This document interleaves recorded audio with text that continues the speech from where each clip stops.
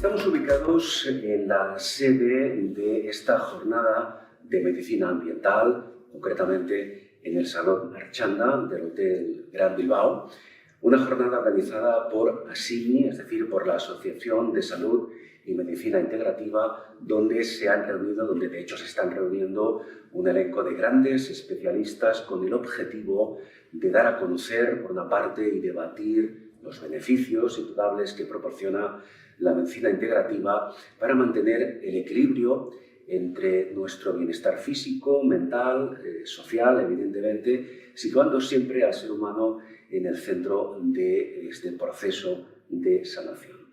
Vamos a entrevistar precisamente, vamos a saludar, hola Teresa, hola, ¿cómo estás? A una de las ponentes que, de hecho, ya has intervenido, ¿verdad? Hace unos minutos en esta jornada.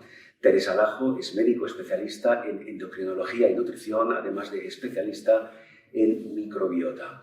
Teresa, tu ponencia se ha centrado en concreto para explicar, para profundizar en el tema de la dieta rotatoria. Me gustaría, dado que esta entrevista luego van a verla muchas personas interesadas en el tema, que quizá no tienen muy claro ese concepto, ¿qué se entiende? ¿Qué es la dieta rotatoria? Pues es un tipo de alimentación que se emplea no solamente como tratamiento, sino también como diagnóstico en los pacientes, fundamentalmente con el síndrome de sensibilidad central, que es un abanico de enfermedades como fibromialgia, fatiga crónica, sensibilidad química y electrosensibilidad, y cuya nutrición es bastante difícil de manejar, y de hecho el inicio de la ponencia era cuando ya no toleras nada. Es decir, en una fase ya más avanzada de este proceso, ¿no? De hecho, lo que yo defiendo en la ponencia es que este tipo de alimentación tiene que empezar a implementarse desde un principio, cuando tú identificas los síntomas en estos pacientes, si no una dieta tan estricta como la dieta rotatoria, al menos sí una cierta rotación y diversificación de los alimentos, siempre pasando por el estudio y el tratamiento de la microbiota, para tratar de no tener que llegar al momento ese en el que ya los pacientes no toleran nada. Claro, Teresa, ¿desde cuándo? Es decir, haceros un poco de historia. ¿Desde cuándo vosotros, los especialistas, estáis trabajando ese concepto de dieta rotatoria? ¿Es algo antiguo? ¿Es algo que se descubrió hace mucho tiempo? Es decir, ¿cuál es la cronología de este concepto? Como decía en la ponencia, lo inventó un alergólogo allí por 1940 y tantos, o sea que el concepto de la dieta rotatoria es muy antiguo. Sí. Lo que pasa es que es verdad que tampoco ha evolucionado tanto, y como decía algún compañero después, son dietas muy difíciles de entender por el paciente, muy difíciles de poner a cabo, y en el que por desgracia hay pocos nutricionistas formados, por lo menos en este país. Claro, no, esa era la pregunta, es decir, a nivel de formación profesional, ¿a qué nivel estamos? En pañales. Los americanos, yo aprendí esta dieta dando charlas con mi amiga y maestra en el tema de medicina ambiental, con Pilar Muñoz Calero, dando charlas en los hospitales públicos madrileños y centros de salud, y ahí es cuando realmente aprendí, haciendo la formación de la Academia Americana de Medicina Ambiental, que son ellos los que la pusieron, los que más han escrito. De hecho, todos los libros y toda la formación está en inglés, porque hay poca formación en España sobre la dieta rotatoria. Claro, y antes de entrar más a fondo en algunos temas interesantes dentro de ese concepto, ¿qué expectativas tenéis vosotros para que ese concepto de dieta rotatoria se vaya implementando más? Porque evidentemente entiendo que hay muchos pacientes que pueden beneficiarse, ¿no?, de este tipo de dieta. Sí, pero en realidad poca, quiero decir. Es más importante otros conceptos de los que he estado hablando, relativos al manejo del intestino y al manejo de la reintroducción de los alimentos en forma rotatoria, que el concepto de dieta rotatoria como tal.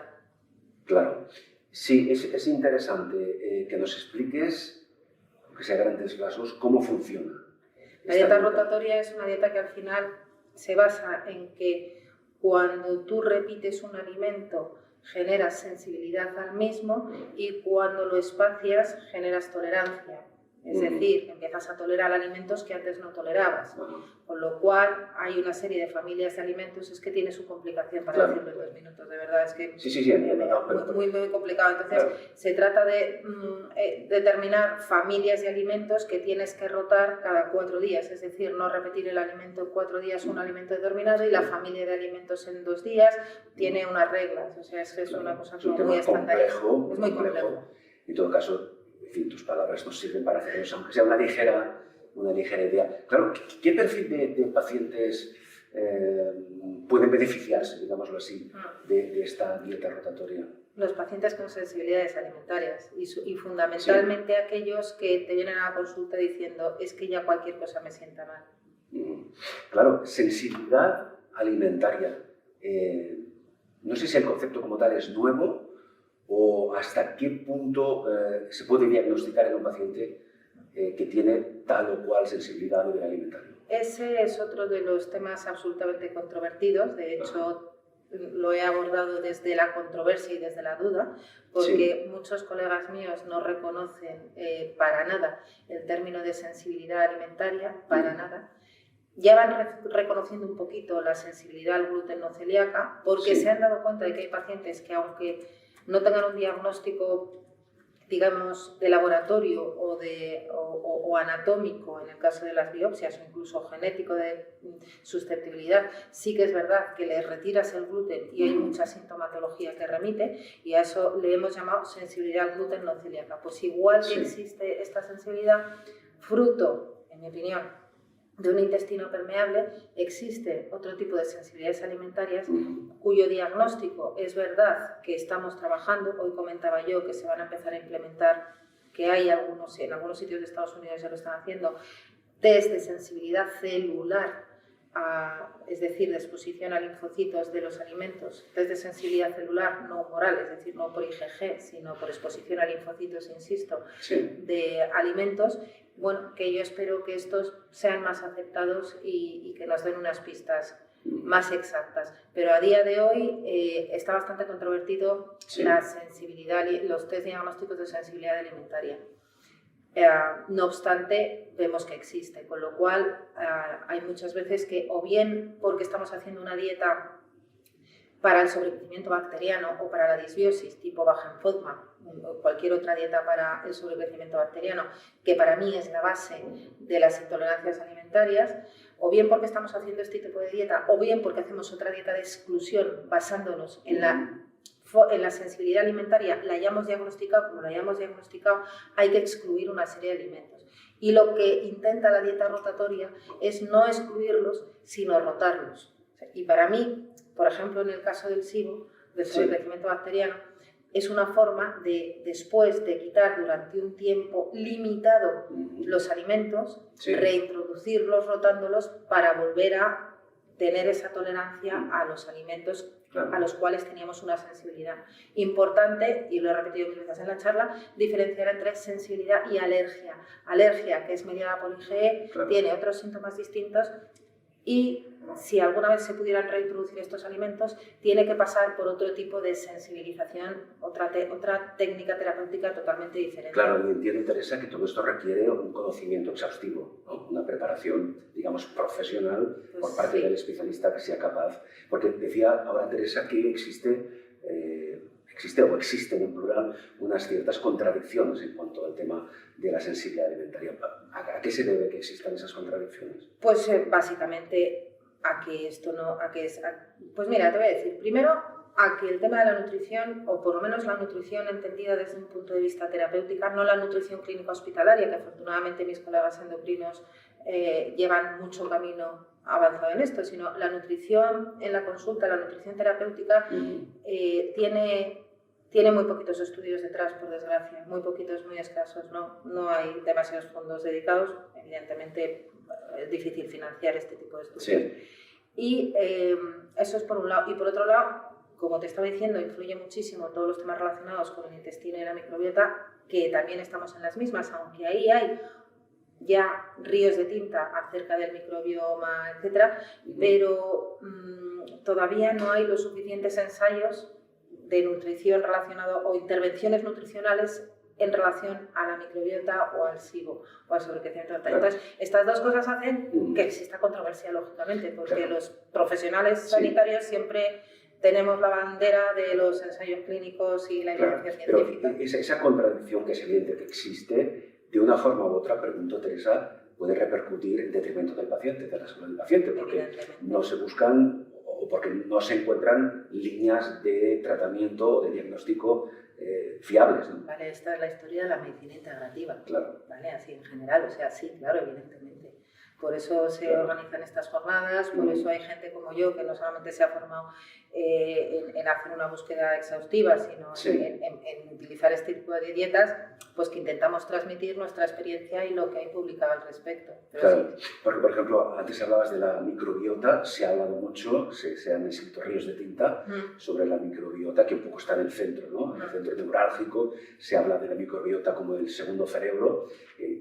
¿A qué nivel estamos en cuanto al conocimiento de la importancia que tiene la microbiota para nuestra salud global? Pues te diré que estamos mucho más adelantados de lo que, por lo menos en España, se traduce en la consulta médica. Y me explico.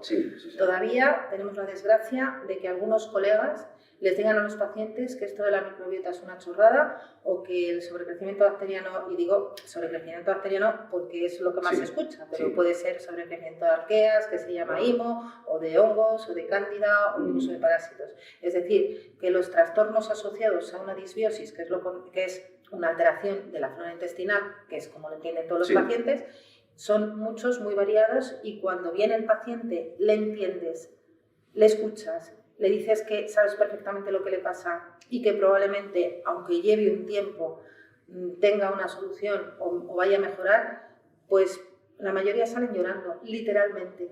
Hay un grupo de Facebook que yo siempre lo cuento a mis pacientes que se llama Intolerancia a fructosa, SIBO y sorbitol o algo así, en el que se me ponen los pelos de punta cuando lo pienso. El otro día me contaba una paciente que uno de los chavales estaba preguntando dónde podía irse a hacerse la eutanasia y solamente tenía un SIBO.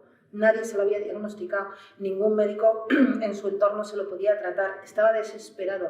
O sea, es un problema muy serio. Muy serio y existe muchísima bibliografía al respecto. Los americanos hacen congresos de esto y todavía aquí hay profesionales que niegan la existencia. A mí me parece de juzgar de guardia. Teresa, yo hipotéticamente me pongo a mí como ejemplo, ¿no? Yo creo que tengo una sensibilidad alimentaria. ¿Cómo puedo saberlo? ¿Qué síntomas me puede producir esta sensibilidad alimentaria a determinado alimento o grupo de alimentos? Pues te puede producir desde molestias digestivas, que es lo más reconocido, pero también dolores de cabeza, problemas dermatológicos, picor, alteraciones psiquiátricas, sensación de somnolencia después de una comida, hipertensión. He tenido yo pacientes que me han venido por crisis hipertensivas después de una comida y era una sensibilidad alimentaria. Claro, pero estás hablando desde síntomas muy leves a otros que pueden ser muy serios. Sí. Claro, yo como paciente, digámoslo así, entiendo que no estoy capacitado para saber qué alimento o qué grupo de alimentos me producen esta sensibilidad alimentaria. Entonces, ¿cuál sería el siguiente paso que tendría que dar? Pues ir a un médico especialista, pues ya te digo yo, no en medicina ambiental o en microbiota, fundamentalmente en microbiota, porque desde ahí se identifican y se tratan. Claro. Un concepto muy importante, del cual también se ha hablado mucho y se sigue hablando, y no sé si también en este caso genera ciertas controversias, es el tema de la llamada detoxificación. ¿Cuál es ese concepto? ¿Para qué sirve? ¿Qué utilidad tiene? A mí ese no me genera ninguna controversia, la verdad, a mí personalmente. Yo siempre explico, y así se explica en medicina ambiental y en medicina del terreno, que ahora lo contaba Aizpiri, la medicina del terreno, que nuestro cuerpo es como un barril. Entonces, cuando el barril se va llenando de tóxicos, y cuando el barril se desborda es cuando aparece la enfermedad. Entonces, hay dos formas de contener ese desbordamiento. Una es quitar los tóxicos, que esto era parte de contención de tóxicos en medicina ambiental, y otra es hacerle agujeritos al barril para que salgan. Claro. Y hacerle agujeritos es potenciar la detoxificación. de forma genética, esto lo traemos de fábrica, aunque bueno, luego se puede potenciar o no, tenemos cierta capacidad de detoxificación, es decir, de quitarnos tóxicos de encima. De forma automática, digamos. Hay gente que es detoxificadora rápida y gente que es detoxificadora lenta. Y esto, bueno, pues hay ciertos análisis genéticos que lo evalúan. Claro, pero aquellas personas que no tenemos o no con la intensidad suficiente, esa capacidad, digamos, genética para detoxificarnos nosotros mismos, ¿qué podemos hacer? ¿Qué agentes externos pueden ayudar? Pues para empezar, quitar tóxicos de nuestra vida, que eso, pues eso es bueno, desde intentar dejar de utilizar pesticidas, perfumes, en los detergentes, intentar, o sea, empezar a dejar de comer y de ponernos encima tóxicos, que eso es lo primero, utensilios de cocina, microondas, plásticos, bisfenol, en fin. Entonces, esto es para... Pero estás dibujando, perdona, un escenario que nos rodea por todas partes. Sí, claro, pero es que por algún sitio que hay que empezar. Entonces, desde empezar a cuidarnos más, o sea, a pensar que realmente tenemos un problema inmenso por los tóxicos, hasta aprender a detoxificar. El ayuno es una forma de detoxificar maravillosa y luego hay suplementos que apoyan la detoxificación a base de estimular la glutatión, vitaminas, en fin. Bien, el tema del ayuno generaría otro tipo de controversia porque hay muchos profesionales a favor y muchos en contra. El ayuno pues es bueno, no es bueno. Pues te diría lo mismo, que lean. Los que están en contra, que lean. Simplemente que estudien, si es que está todo escrito. Pero claro, ayuno como concepto genérico, ¿cómo podemos ayunar sin que ese ayuno, en lugar de ayudarnos a detoxificar, sea positivo para nuestra salud? Bueno, pues como tú dices, o que nos perjudique. No. Poniéndote manos de un profesional, de nuevo. O sea, ayunar por nuestra cuenta, esto no es recomendable. Bueno, una vez que alguien te enseñe cómo hacerlo, sí, pero alguien te tiene que enseñar cómo hacerlo. Te lo digo porque tú lo sabes muy bien, por ejemplo, ahora incluso hay muchas aplicaciones para móvil que te enseñan a ayunar en 2 días. Tiene sus contraindicaciones el ayuno también, y tiene sus precauciones. Hay gente que no puede hacerlo o que tiene que hacerlo con bastante cuidadín. Entonces, bueno, ponerte manos de un profesional. Yo ya lo siento, pero es que para eso estamos, y para eso estamos todo el día formándonos. Mira aquí. No todo el mundo puede ayunar, ni para todo el mundo es positivo. Bien. Vale, sí. Correcto. Muy bien. Un par de cuestiones más que creo interesante, que luego cuando vea esta entrevista mucha gente tenga más claros algunos conceptos. Hablabas antes de la importancia de rotar y diversificar los alimentos. Esto entiendo que también tiene que ser bajo la supervisión de un profesional. Sí. No podemos elegirlo nosotros por nuestra cuenta porque supongamos que tal o cual alimento nos produce cierta sensibilidad, ¿no? Claro. ¿Y cómo se llega a esa conclusión? Por ejemplo, tú como profesional, ¿cómo sabes o cómo deduces qué tipo de alimentos o qué grupo de alimentos a ese paciente no le conviene o tiene que diversificar? Pues es lo que hablábamos antes, o sea, los test de sensibilidad alimentaria son varios, diversos y unos están aceptados y otros no están aceptados, pero en la dieta rotatoria en principio no consideras las sensibilidades alimentarias porque desde el principio empiezas a rotar todos los alimentos. Claro. No, entonces no apartas ningún alimento, no quitas ningún alimento en la dieta rotatoria, es una de las cosas buenas que tiene. En una dieta para sobrecrecimiento bacteriano quitas directamente aquellos que sabes que van a hacer pupa en ese momento al intestino.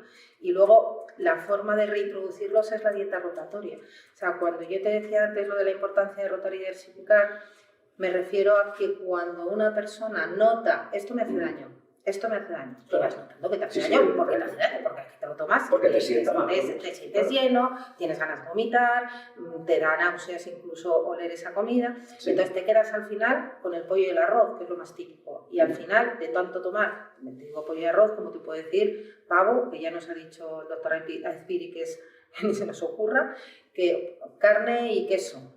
Me da igual, no suele ser muy común, pero te quedas tomando 2 o 3 alimentos y al final te sensibilizas a esos alimentos.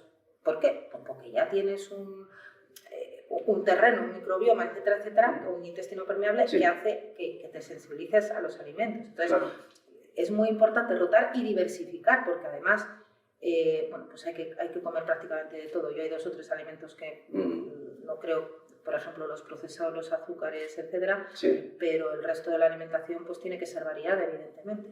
Sin duda. El sobrecrecimiento bacteriano está en relación, de una forma u otra, con la dieta rotatoria que estamos comentando, ¿no? Para mí sí. Eso los americanos, por ejemplo, no lo relacionan, pero para mí sí. ¿Qué es, pero perdona, qué es el sobrecrecimiento bacteriano? El sobrecrecimiento bacteriano del intestino delgado, sí, es una consecuencia de una disbiosis o de una alteración de la microbiota a largo plazo. Empieza normalmente en el intestino grueso, que es donde tenemos las bacterias. El intestino delgado suele ser estéril, y cuando hay un sobrecrecimiento en el intestino grueso, llega un momento que pasa al delgado. Y entonces esta es la típica clínica del paciente que por la noche parece que está embarazado o que tiene una tripa que le sale de aquí, que distensión abdominal, diarrea versus estreñimiento y muchas otras. Se te cae el pelo, estás cansado, tienes ojeras porque no absorbes, etcétera, etcétera, etcétera. Claro. Ese es el sobrecrecimiento bacteriano. Y para mí tiene mucho que ver con la dieta rotatoria. ¿Por qué? Porque cuando un paciente llega a la consulta, todo me sienta mal, lo primero, en mi experiencia, que tienes que descartar es esta patología, porque si la tratas, yo la trato con antibióticos herbáceos y evidentemente luego después con probióticos, el paciente empieza a tolerar mucho mejor cierta alimentación. Entonces, para mí es lo primero. Claro, vamos a concluir volviendo al tema de la microbiota. Evidentemente, esta entrevista tiene un carácter divulgativo, va a llegar a muchas personas. Está claro, como decía Teresa, que lo importante siempre es consultar con un profesional que conozca el terreno, digamos así, en orden práctico. Pero, ¿qué reflexión o qué comentario nos darías, Teresa, para que dentro de nuestras posibilidades, digamos, entre comillas, como pacientes, intentemos mantener nuestra microbiota en el mejor estado posible? ¿Qué podemos hacer? Algo que esté a nuestro alcance. Joder, pues eso pregúntaselo a Espiri, que nos ha dado, una pista maravillosa, que se lo pregunta luego en la entrevista. En mi modesta experiencia, hacer una dieta variada, lo más variada posible, fundamentalmente a base de verdura, legumbre, fruta, un par de piezas al día, pescado de calidad, carne de calidad, huevos, o sea, proteína de calidad, metiendo un mínimo de unos 50-60 gramos de proteína al día. Y evitar, evidentemente, procesados, todos los procesados que podáis. Si fuera posible, ecológico, para quitarnos los pesticidas de encima, fruta de temporada y muy variada. Y muy variada y muy diversificada. Y no repetir todos los días. Por ejemplo, no tomar gluten. Pues, por ejemplo, pues no tomes trigo sarraceno todas las mañanas, trigo sarraceno rótalo, y tomas un día trigo sarraceno, otro día mijo, otro día avena sin gluten, otro día no metes ningún cereal y tomas proteína por la mañana. En fin, no comer siempre lo mismo y diversificar lo más posible. Claro, esta jornada que estamos ahora compartiendo, jornada de medicina ambiental, ¿cómo la valoras tú desde tu punto de vista profesional? ¿Qué importancia tiene el encuentro, aquí en este caso en Bilbao, de este grupo de profesionales que estáis comentando, que estáis debatiendo sobre todo este tema? ¿Cómo lo valoras tú? Fundamental, fundamental. Estamos contando una serie de cosas todos nosotros, hombre, lo que he contado yo está muy enfocado a intestino y a nutrición, y es como más específico, más práctico para alguien que se quiera poner a trabajar ya. Pero lo que acaba de contar mi compañero de la toxicidad ambiental a la que estamos siendo sometidos ha sido increíble. Ahora mi compañero Sergio está hablando del tema cardiovascular, que también ahora es un problemón, siempre lo ha sido, pero ahora mucho más. Mar va a hablar del autismo y su implicación con todo esto y con las micotoxinas. En fin, y luego van, no sé si me dejó alguien, creo que no, y Marisa del tema del diagnóstico de las micotoxinas. Me parece que es maravilloso. Además son todos amigos profesionales increíbles y necesitamos mucha... Pilar, por Dios, Pilar, que es que no está aquí, pero que es una intervención online. Pilar Muñoz. Sí, es la que empezó con todo esto, es la pionera. Bueno, me parece que la labor de concienciación acerca de la medicina ambiental siempre se va a quedar corta, por desgracia. Nos moriremos tú y yo y no se habrá conseguido ni la mitad de todo lo que se tiene que conseguir. Bueno, en todo caso celebramos que se realicen y que se promocionen jornadas como esta, porque en este caso, nunca mejor dicho, el conocimiento no ocupa lugar y tenemos todavía, Teresa, mucho que aprender. Tenemos todavía mucho que aprender y mucho terreno en el que avanzar, ¿verdad?, en el concepto de medicina ambiental. Teresa Lajo, muchísimas gracias. Nada. Teresa Lajo es médico especialista en endocrinología y nutrición y especialista en microbiota.